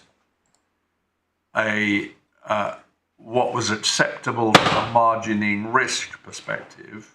Yes, which he didn't think was a problem with option 1B, Well, according to the second half of para 215. On the contrary, he says a risk, but not as much of a risk as option 1A. And then in 216, he agrees with the view that option 1B would leave LME Clear potentially significantly under collateralized.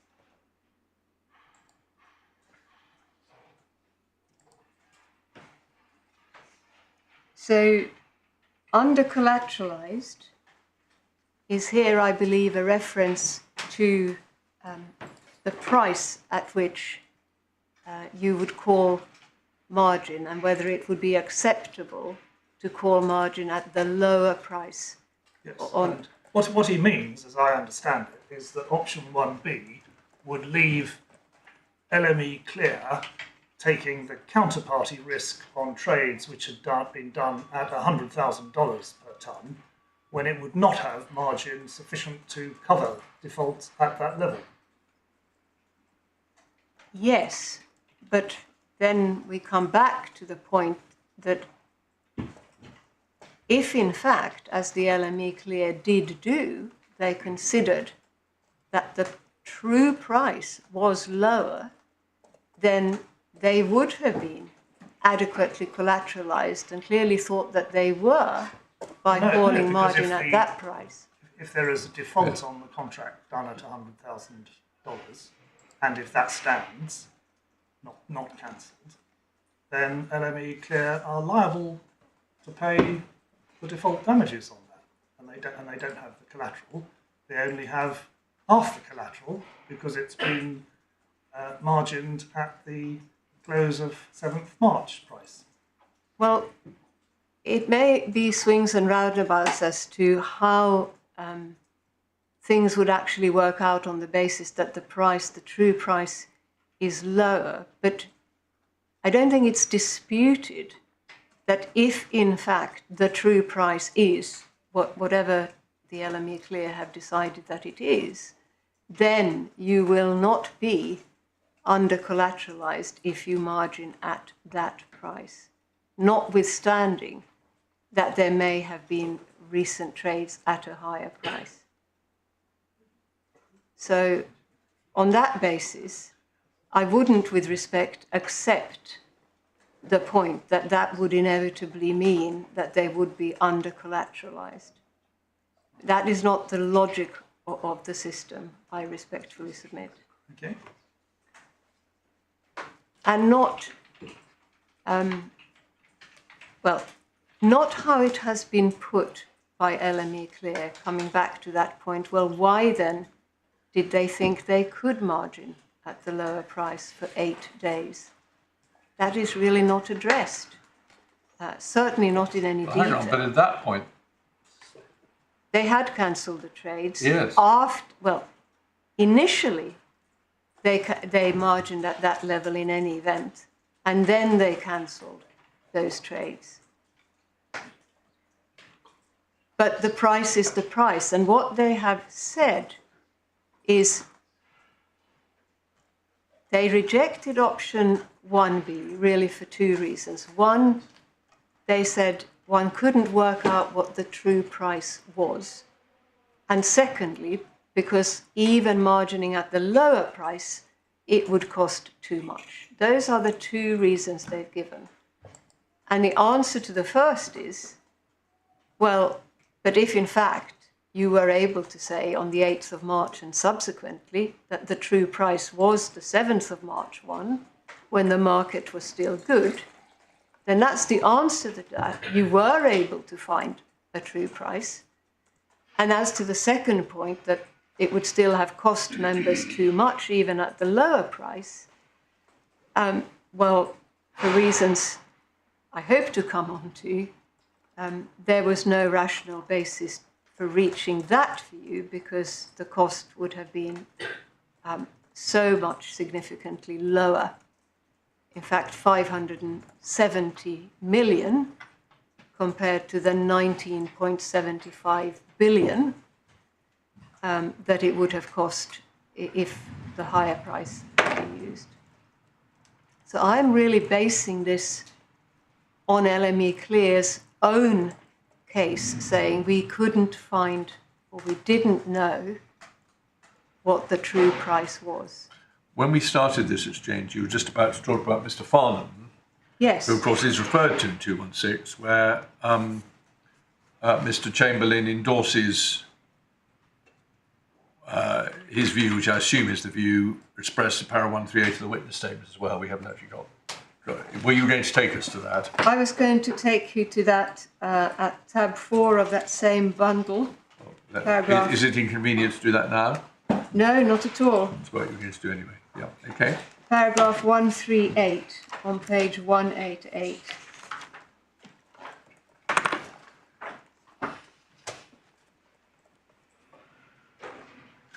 So, turning to option 1B, Mr. Chamberlain explains at paragraph 217, Chamberlain 1, his recollection of the discussion and his view that it would be totally logically inconsistent to allow the trades entered into at $100,000 per metric ton to stand when the LME had just suspended the market on the grounds that these trades had been entered into in disorderly market conditions, and then for LME Clear to margin against the Monday closing price of $48,000 per metric ton.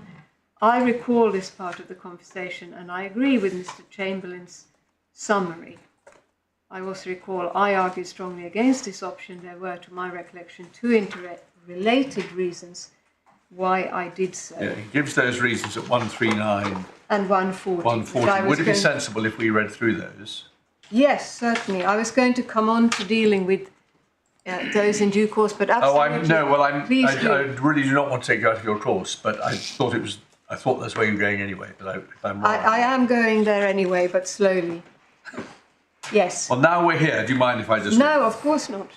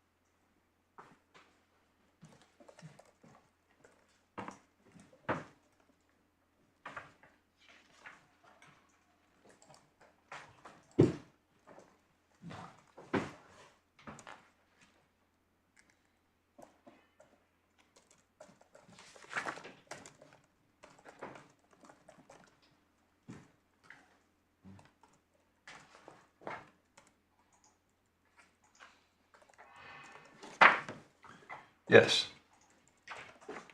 Thank you for that.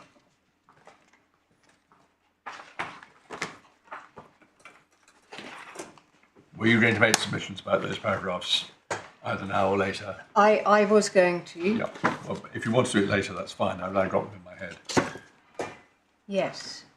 So really just, I think we've completed the tour of the evidence so far as Mr. Chamberlain's thinking is concerned, taking into account, we say wrongly, this idea that you can't separate the price at which you margin from the price of recently made trades, and therefore you would have to cancel trades if you wanted to margin at a different price from those trades. And we need to very much factor in what he says in paragraph 217 into that analysis too.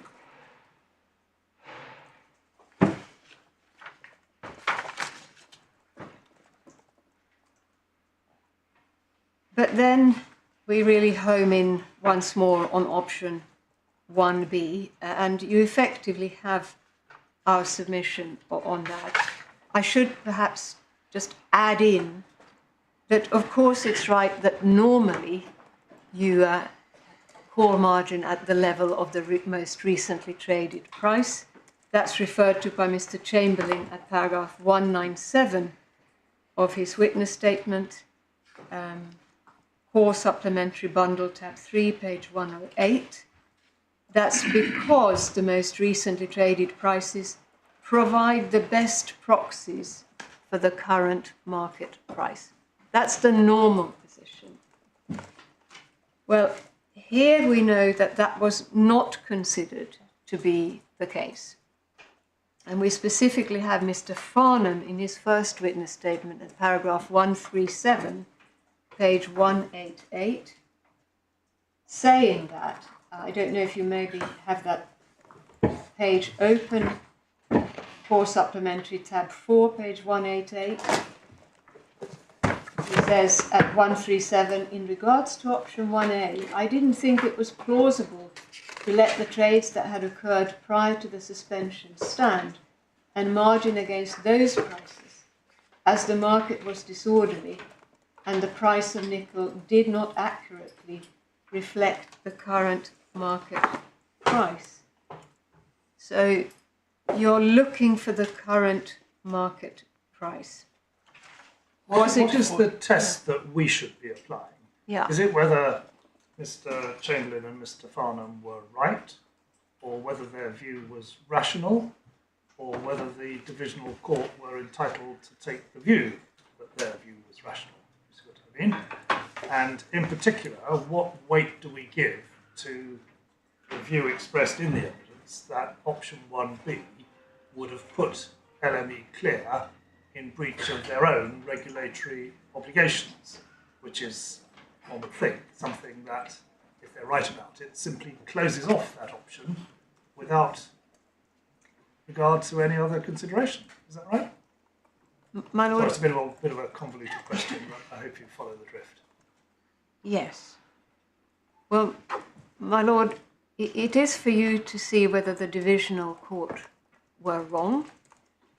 And we say that in reaching a view on that, you look at the extent to which their reasons hold up against our submissions based on the evidence. And we say, based on the evidence, not challenging it, but based on the evidence, one sees that the decision maker or makers took into account irrelevant considerations. One can no doubt put that in various public law terms, but that's perhaps the most straightforward. Their decisions were influenced by impermissible considerations, including the idea that LME would be under-collateralized if margin was called at the level of the true market price, if that is what's being said. But as I suggested a moment ago, I don't think that that is actually the respondent's case. The risk is that LME Clear will become responsible for a default in respect of the actual traded price, whether or not that was in some sense or another the true market price. And isn't that the risk against which they have to guard themselves? Well, my lord, one doesn't know how exactly that would work out in terms of what the risk really would be, but the fundamental point we make is that you wouldn't have the clearing procedure rule that allows for a price to be amended and for that amended price to be used to margin if it were, I say with respect, as simple as saying, well, but they had traded at a very high price and therefore there would be a risk of default on that. That is the point. You look for the correct price, and that is why, no doubt, you have reference in particular in Mr. Farnham's evidence, but I think also Mr. Chamberlain's, to that question of, well, what was the price? I mean, what was the true market? What was the true market price? What does the true market price, what's the test of the true market price in terms of a market that is actually trading at prices of 100,000? Why is that not the true market price? Maybe a disorderly market price. Well, or a true market price reflecting a disorderly market. yeah. I can't offer a test that says this is how you decide what is a true market price. What I can offer is that Mr. Farnham and Mr. Chamberlain were clear that the price of the trades on the 8th of March was not the true market price. And then they were concerned as to whether there was another price that was the true market price. And they found one, in the sense that they did margin at that lower price. Whether or not the trades of the 8th of March were allowed to stand, the fact is that they had identified what they must have thought was a true price, because otherwise they would have had to call for more margin on the open positions that remained on the 8th of March and after the trades had been cancelled. But they carry on for 8 days not doing so, evidently on the basis that they had found what was at the time the true market price. And that is something that we say they needed to confront if they were going to reject option 1B rationally and fairly. And I add in fairly here also, because if, as I hope you will agree, we are within the territory of A1P1, then of course fairness and proportionality also comes into the course of action they choose to follow. Can I just ask you a bit more about the answer you gave to my Lord Justice Males a few moments ago, about what the role of this court is? Because we're considering an appeal. We're not sitting as a court of first instance. Your answer may be that our role is exactly the same as the divisional court. But when it comes to a ground of public law such as irrationality, I'm not sure what your position is. Do you say that we simply form our own view, or do we have to ask ourselves whether the divisional court was entitled to reach the view that it did? It may be that in practical terms, in this case, not very much turns on the proper answer to that question. And I'm conscious we're not now in the Dalston territory, the case of Dalston that deals with the correct approach when proportionality is in issue. Yes. And I may have to come on to that when we deal with A1P1. Yes. But our submission would be that in the circumstances here, where our submission is, if you look at this, this, and this on the evidence, it shows public law error and irrationality.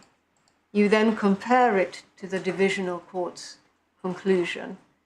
And if they simply haven't dealt with those particular points, say, or have dealt with them very briefly in a way that just don't really respond to them, but you were to agree with us, then you would have to say in our But submission you're that slightly they were ducking the wrong. point, aren't you?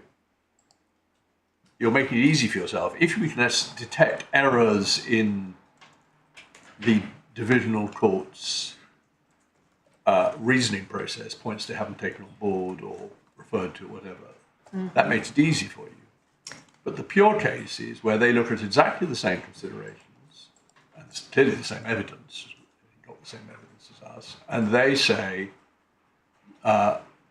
we decide that this was rational. Are we entitled to, or indeed, are we obliged to say rationality is a binary consideration? We can't properly defer to their assessment of rationality, apart from usual giving it weight. We must make our own decision whether it's rational, and if it differs, because rationality is a matter of law. Yes. If you, yeah. Is that what you're saying, or? Yes, if you take the view that the criticisms in public law terms that we make of the reasoning here are proper criticisms. Of the reasoning of the decision makers? Yes. Yeah. Then they are guilty of an error of law or errors of law. Yeah. And if the divisional court has not recognized those errors, then it must be for you to say the divisional court's decision was Well, I wrong. thought that's what you Yes. said, and I speak for myself. I thought that was orthodox, Yes. where you're dealing with rationality or perversity, although it does set up a bit of a clash with the correct approach to proportionality. Well, I mean, as to that, We'll come to that later. perhaps shall we come to that? I'm not, well, I was simply going to say, I don't want to put words into your mouth, but I was just trying to strip aside your suggestions. Oh, well, you can see the divisional court's reasoning was wrong. Ultimately, if their reasoning was impeccable as far as it goes, but they just reached a different conclusion about rationality, we are obliged to trump them, aren't we? yes, yes, At any rate, that's your submission. yes. Yeah. It may be orthodox, fine, but it does lead to the, maybe this is an irrelevant consideration, but it's a practical consideration. I mean, normally this court does not sit simply to rehear cases which have been run already below. We're very familiar with that idea from all sorts of contexts. It's not a dress rehearsal and all that kind of stuff. Yes. But it may be that in this particular context of judicial review, and leaving aside the Human Rights Act, which we're going to come back to as per Dalston Project, Yes. it may be that you're right, that in this context, we just have to go through the entire body of the evidence again, as if there hadn't been a first instance decision. I think given yes, or I would submit, given yes, the nature of the errors of law that we say were made by the decision maker and that the divisional court ought to have spotted, addressed, and accepted, Yes. which we say Dromley didn't. Quite. Well, let's not spend time on it. In a number of, I'm pretty sure with a bit of work I could find cases where in practice, in what appear to be analytically the same situations, different approaches have been taken by appellate courts. But not something for discussion now. I think you've got other points you want to get on to. Yes, I would hope that if you were with us on the substance, you would find your way to then adopting the approach that we have just discussed, which must be the right approach, because if there is an error of law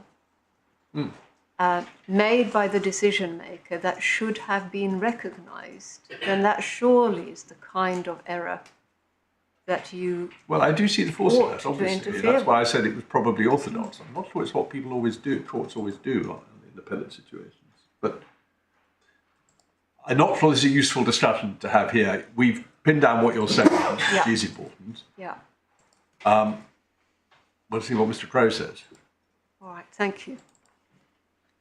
So I am moving towards the end of this particular submission.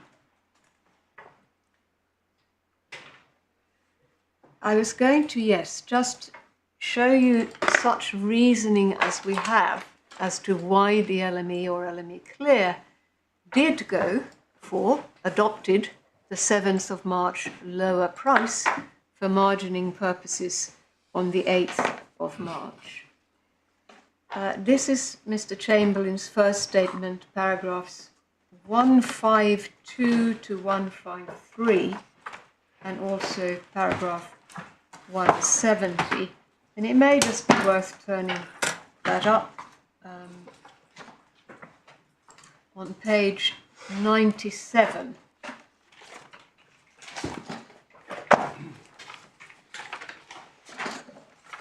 So, paragraph 152, Mr. Farnham responded to my previous message, also at 6:09, so this is now on the morning of the 8th of March, confirming that he agreed and that we will have to decide on prices.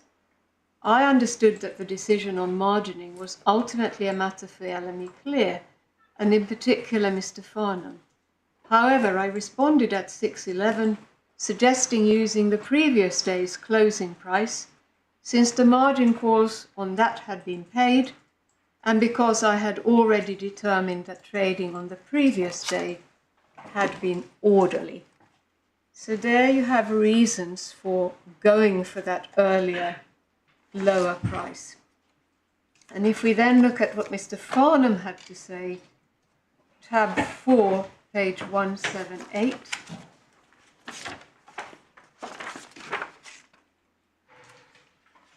at paragraph 110, he refers to the same time on the 8th of March, and he says, shortly thereafter at 6:12, Mr. Chamberlain messaged me suggesting that we freeze So margin. sorry. Yeah. Tell me where we've gone. I've just. Yes, I'm sorry, that's Mr. Farnham's first statement, tab 4, and it's page 178 of the core supplementary bundle. And the paragraph again. Paragraph 110. Thank you very much. So shortly thereafter, Mr. Chamberlain messaged me suggesting that we freeze margin at the previous day's closing prices. I thought this was an obvious initial price to margin against until we could further discuss the position. So we know that it was an obvious initial price. And if we look at the notice that referred to the margining decision that was then taken, that's tab 11 of the same bundle, page 291, paragraph 6.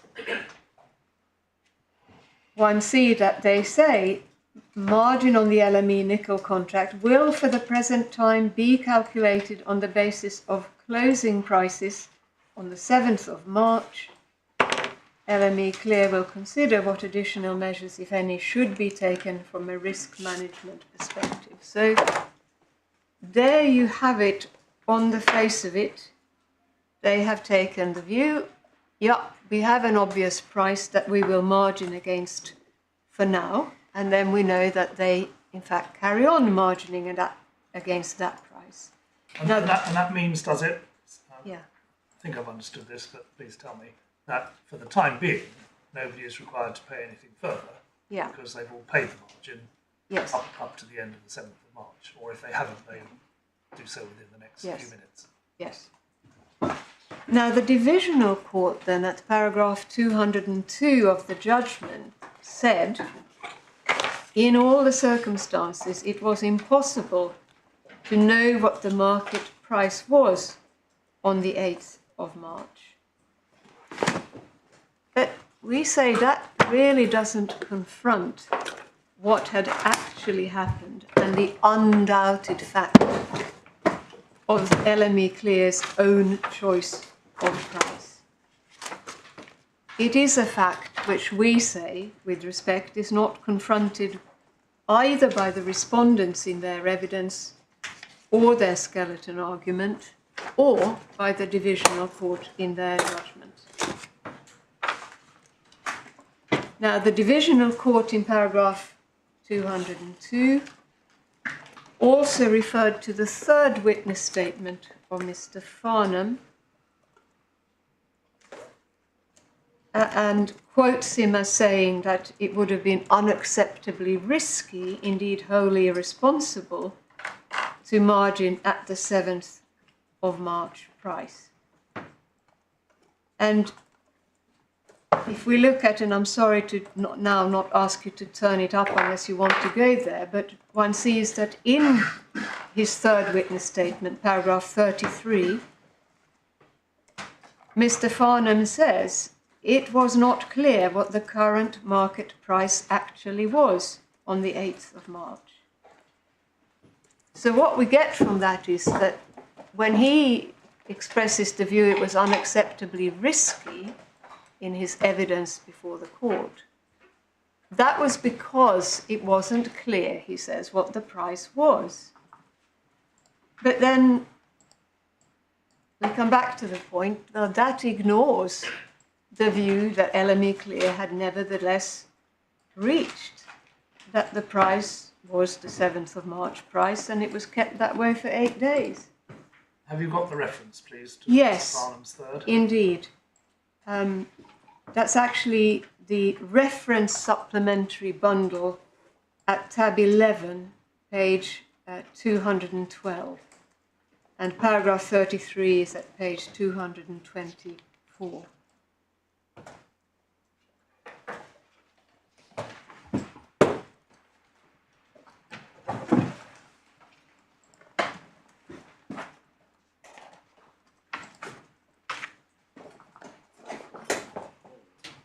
As to the other consideration, risk of default, which of course also features in the evidence, I'll take that very briskly, if I may. We know that the real concern over risk of default was that if margin had been set at the actual prices of the 8th of March trades, then the bill might have been something like 19.75 billion, and that gave rise to concerns about defaults by several members of the exchange. But if, in fact, margining were to be done as it was done, by reference to the 7th of March price, closing price, then the total bill would have been some 570 million. So obviously a huge difference between the two. We do say that if one looks at Mr. Chamberlain's evidence, he did not take this as a factor that militated against option 1B. And in fact, that much appears to be common ground looking at the respondent's skeleton, paragraph 52. And I have in mind now that Mr. Chamberlain himself said in his first statement at paragraph 232. Sorry, paragraph 51 of the respondent's skeleton. Sorry, Okay. paragraph 52 of the skeleton. Yep, okay, thank you. And then Mr. Chamberlain 1, paragraph 232, where he says that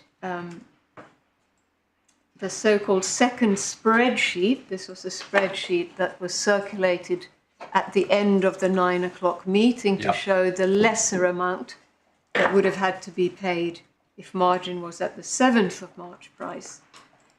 And he says that this did not in any way change the reasons why I had already rejected option 1B.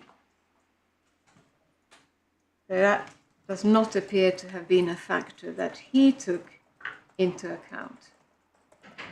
Well then, so far as Mr. Farnham is concerned, it is right for you to know that in correspondence between solicitors, a long letter of the 8th of April 2022 on behalf of the LME, it was effectively conceded, we would say was conceded, that margining at the lower price would, and I quote from the letter, address the systemic risk posed by margining against the prices of the latest trades that had taken place on Tuesday morning.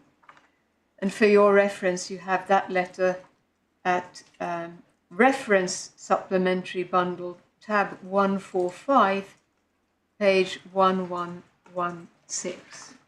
Who wrote that letter? That's the letter from the respondent solicitors to the appellant solicitors in pre-action correspondence.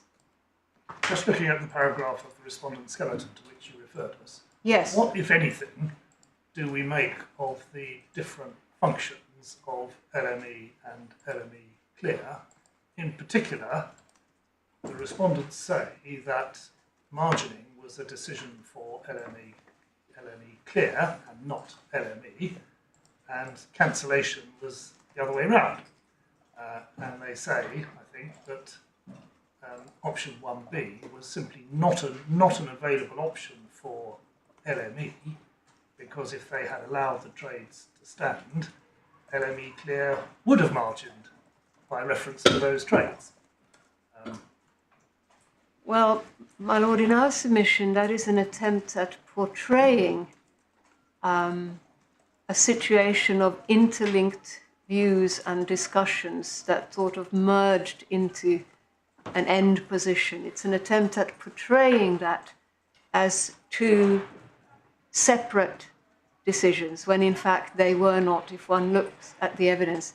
We have, for good measure, we have challenged insofar as there was a separate decision by LME Clear that we need to challenge. We have done so, and the divisional court picked this up and allowed us to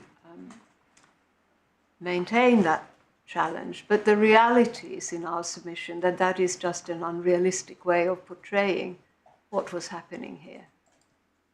It was not two separate decisions. True it is that the setting of margin is for LME Clear, but it's unreal to separate things out in that way. So in theory, Mr. Farnham could have said to Mr. Chamberlain, well, you do what you like, but if you're going to allow the trades to stand, I'm going to margin one way, and if you don't, I'm going to margin the other way. And you say that's just unrealistic in practice.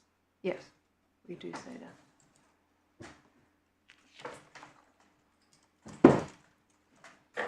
So, Mr. Farnham then, if we leave to one side Mr. Chamberlain having evidently not, he says, been influenced by any concern about systemic risk on option 1B, it does appear that Mr. Farnham now maintains that there was such a systemic risk, despite what had been said in the solicitor's letter of April 2022. And we say, if you look at his evidence, it actually amounts to no more than assertion without any rational basis for saying that. Show us. It's a bit different to say that without showing it to us. It is, and I will do. I am conscious of the time, but of course I will, and I'll give you the references and show it, certainly. Farnham 1, paragraph 140, and perhaps I should just introduce, before I take you there, what I actually mean.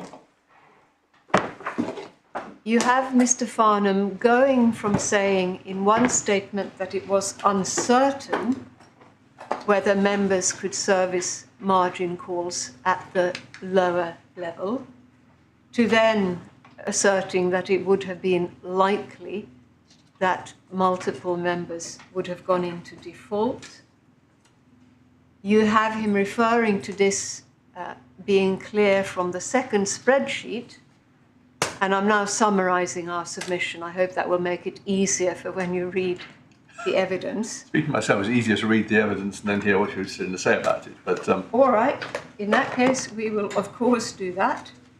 So, which are the paragraphs which you are challenging and saying contradict what you said in? It's So- pretty close. Is it the ones we've already looked at? No. paragraph 140, I Yes, think you did look at. Yeah. But then it And went one on. sees, paragraph 140 is where he deals with Yes. the amount of money, the risk in that way. Yes. And that's the one you're challenging. Yes. And sorry, now I've got the paragraph in mind. I'm more than eager to hear your submissions about it. So he says he was uncertain, one sees that about the middle of the paragraph, whether clearing members could service margin calls for the trades executed on the 8th of March, even if these were calculated at the Monday closing price. Still created a systemic disturbance to the nickel market. Although a smaller number of clearing members would have been impacted by margining for the trades executed on the 8th of March at the lower price, it was clear that even that smaller number of clearing members defaulting would create systemic risk in the market. Well, there are some logical leaps here. He says it's uncertain whether they could service the calls. Well, that's, in our submission, certainly not sufficient to say, oh, well, reject option 1B because it's not clear whether they could service those calls. Then he appears to jump at the end of the paragraph to the idea that even a smaller number of clearing members defaulting would create a problem, but there's no foundation referred to here.